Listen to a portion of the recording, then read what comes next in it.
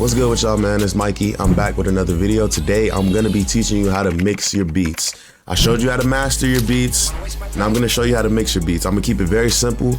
If you got any questions, I'm gonna answer everything in the comments. Let's get straight to it. So look, I'm gonna keep it very simple and I'm gonna break it down into 3 easy steps. You got your sound selection, you got leveling, and you have spacing. Those 3 things, if you do those, all you gotta do after that is master your beat. You barely even gotta do that. So first off, I'm just gonna play the original beat for you so you can hear it.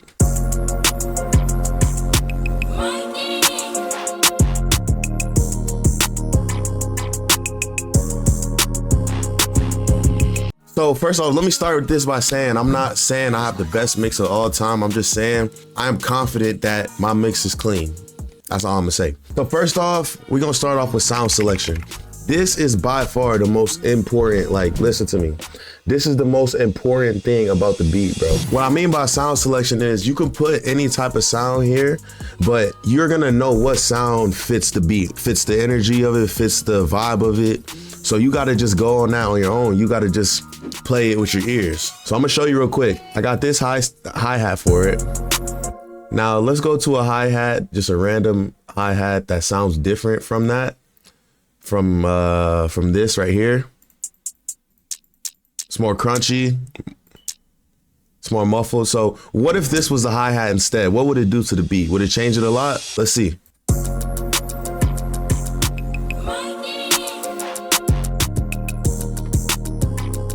Off the back, it already loses a lot of space and a lot of the clarity in it because of these mudded hi-hats, you see? So just changing one sound can change the whole vibe of it. Let's do that again for our 808s. 808s are another thing where sound selection plays a key role, like a very, very big role. If I was to go get these CTM ugly ass 808s and put it here, with the same pitch, same everything. Let's see what it would do.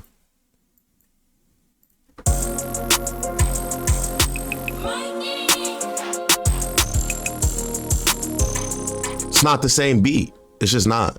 So sound selection is a big part of it. You just want to make sure that when you're making a beat and you know the style of beat you want, like for example, Babyface Ray, I'm going to go to Babyface Ray songs. I'm going to listen to the sounds that he uses. I'm going to listen to the different type of patterns so that it can be accurate to that. Another thing I want to tell you with sound selection, one thing you want to do is, first off, you want to layer sounds to create more energy. What do I mean by that? So here, if you look, I have a melody. Let's play the melody real quick.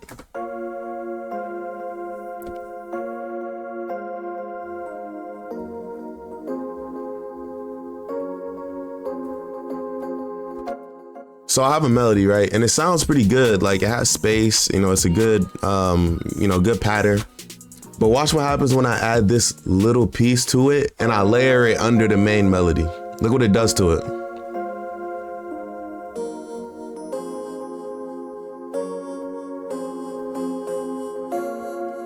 Same pattern, different sound, creates a whole new melody with it. Even down to sometimes I'll create 2 different patterns for my hi-hats, give one a whole bunch of stereo delay or reverb or whatever and keep one normal and layer those just for even more pattern, even more bounce. So remember that layering is very important. Second part, once you got all your sounds that you want and everything sounds good, the second part that is also very, very important is going to be leveling. So you got your channel rack here. When you put all your sounds in, you want to be editing these. As you add a sound in, you want to be leveling them with this level knob here to the right, okay? So as you can see, I got all of them on different levels. I'll show you as well how this plays a key part. So let's play the beat. I'm going to turn down the hi-hats, loud versus quiet, so you can see how much of a difference they make as well.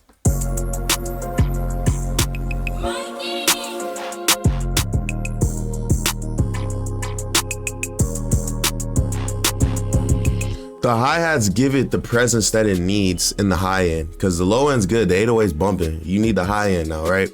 So that's where you want to turn that up at. One thing I'll also tell you about leveling, you want to create a bass. So all we're doing right now with sound selection and leveling in the channel rack is creating a bass so that when we mix it, we don't have to do too much work. You got all the sounds here, you're mixing in the channel rack. As you add stuff in, you're making everything go together. So you playing it, you're like, the snare's a little bit overpowering the hi-hat. You maybe bring that down.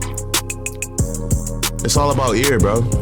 Usually what I'll do is once I have all my sounds, drums and melody, what I do is something called gain staging. I'm gonna show you how to do that real quick. Yeah, so I'm not gonna show you how to do that.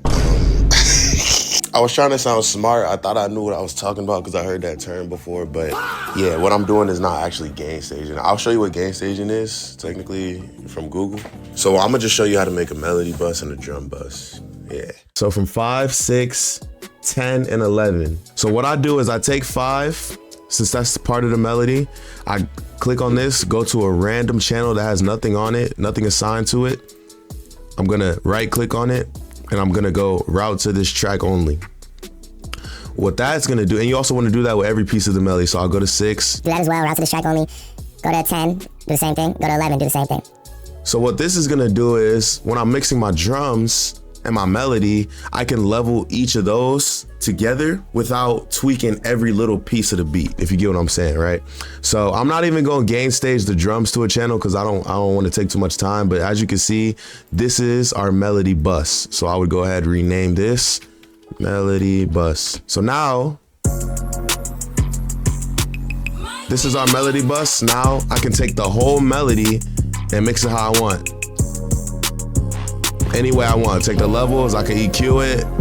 Now I don't gotta go piece by piece and do that. You can do that with your drum and create a drum bus too. So that's just a key, that's just a little tip I'll give you if you really wanna get deep into your leveling and make it all sound really good. So the final thing I'll tell you about mixing, because after you chose your sounds and you put them in the channel rack, you change the levels of them, then you create a drum and a melody bus, you're pretty much done with your mix. Honestly, in my opinion, as long as sound selection is good and you got it somewhat leveled, you can master it now. But I'll tell you this, if you want to take it even a step further, you're gonna look at spacing. So spacing, what is spacing in a beat? Spacing is gonna be panning and stereo separation. Don't ask me what stereo separation is. I'm gonna put the Google definition right here.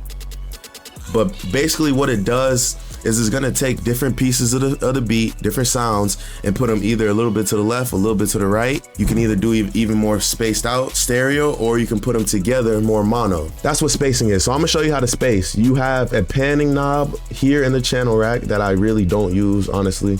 You can see I use it a little bit, but you kind of don't want to overcomplicate your panning if you don't really know what you're doing. So I maybe just add a little bit here and there, like on my melodies and stuff, like I said. One great tool you can use to space, stereo enhancer. So what that'll do is you can take it so that it's more spaced. So it'll give it space, as you can see. Or you can make it more mono. So that was stereo, and now this is mono. You can see how it goes straight to the middle of the head, and then as you go this way, it spaces all around your face. So you can use that to add some stereo enhancer to your melodies, to the hi-hats, to whatever you want to do with it, but just know you need space. Another thing with space is, like you can see like right here, I usually do the panning all in the mixer track. So if I have this melody here and then the second one comes in, I want the second one to be more to the right and then this one to the left, right? Because even though it's not all the way to the left, it'll lean a little bit so that it gives it some space from this. Imagine these are those two melodies right here. And I put one this one right here. So they both hitting on their own space, but they still, somewhat in the middle. So spacing is a big thing. So other than that, mixing wise, I would say that's pretty much it. Just listen to me, y'all. Listen to me. I call this for dummies for a reason. You guys are not dummies, but you need to dumb down how you think about this interface, okay? Everybody looks at FL Studio. Right, they look at this and they're like, oh my God, I don't even know where to start.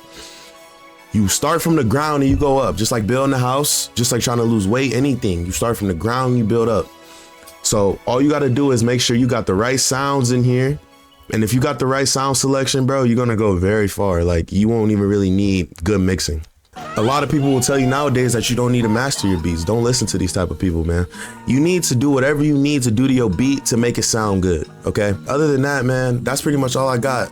Make sure that y'all have fun with it before anything else. Have fun. And if you want to learn stuff about music theory, go ahead, but you don't need it. Hopefully this helps you just a little bit. Leave some comments, leave some questions, and I appreciate y'all for rocking with me. I hope this helped. And let me know what y'all want to see next in the comments. I love y'all. Where's Michael?